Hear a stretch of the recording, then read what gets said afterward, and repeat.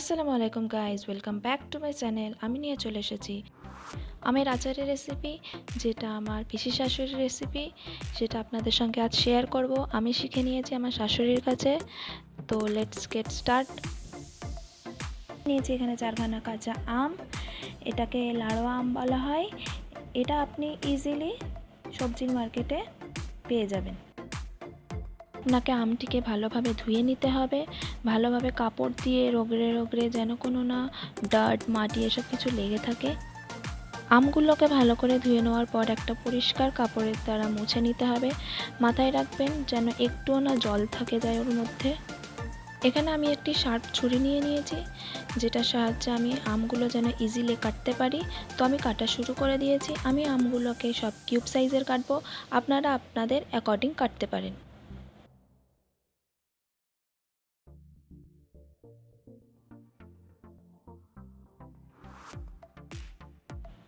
আমগুলো সব কাটা হয়ে গেছে, আমি এক জায়গায় কালেক্ট করে নিয়েছি।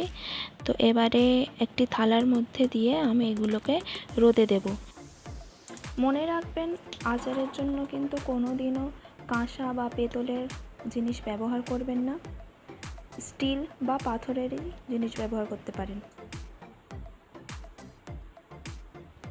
আপনারা চাইলে এরকম বিছিয়ে রেখেও রোদে দিতে পারেন। আমি এরকম করে আগের বছরে দিয়েছিলাম, এবারে আমি এরকম করিনি। তো আমি এবারে থালাতেই রোদে দিয়ে দিয়েছি। আমার ব্যালকনিতে খুব রোদ আসে। এই যে দেখুন, আমগুলো শুকিয়ে গেছে। তো আম তেলের জন্য আমাদের আম কিন্তু রেডি। তো একটা প্যান বসিয়ে দিলাম, ওর মধ্যে আগে আমি সরষের তেলটা দিয়ে গরম করে নেব।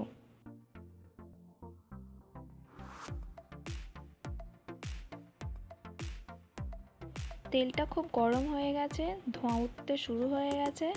গ্যাসের ফ্লেমটা আমি বন্ধ করে দিচ্ছি। নিয়ে নিয়েছি একটা পেয়ালার মধ্যে কিছু গোটা মশলা, যেমন মেথি, কালো সর্ষে, সাদা সর্ষে, মৌরি, কালো জিরে।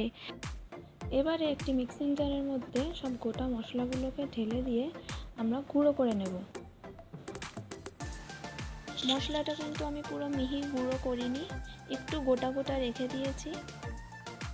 যেহেতু আমরা আম তেল বানাচ্ছি, তো তার জন্য এই মশলাটা একটু গোটা গোটা রাখলে ভালো হয়।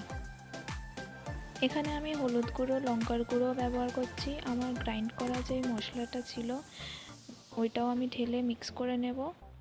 1 টেবিল চামচ লবণ দিয়ে ভালোভাবে মিক্স করে নিই। একটি বড় পাত্রের মধ্যে শুকিয়ে রাখা আমটা, মশলাটা আর যেই তেলটা গরম করে রেখেছিলাম সেগুলো দিয়ে ভালোভাবে মিক্স করে নিচ্ছি। মিক্স করার পর একটি কাঁচের জার নিয়ে প্রথমে গরম করে রাখা তেলটি ওর মধ্যে দিয়ে ভালোভাবে স্প্রেড করে নেব। তারপর আচারগুলো এক বাই এক দিয়ে আমের আচারের জার ভরে নিয়ে রেডি হয়ে গেল। আপনারা এটাকে 1 বছর ধরে খেতে পারেন।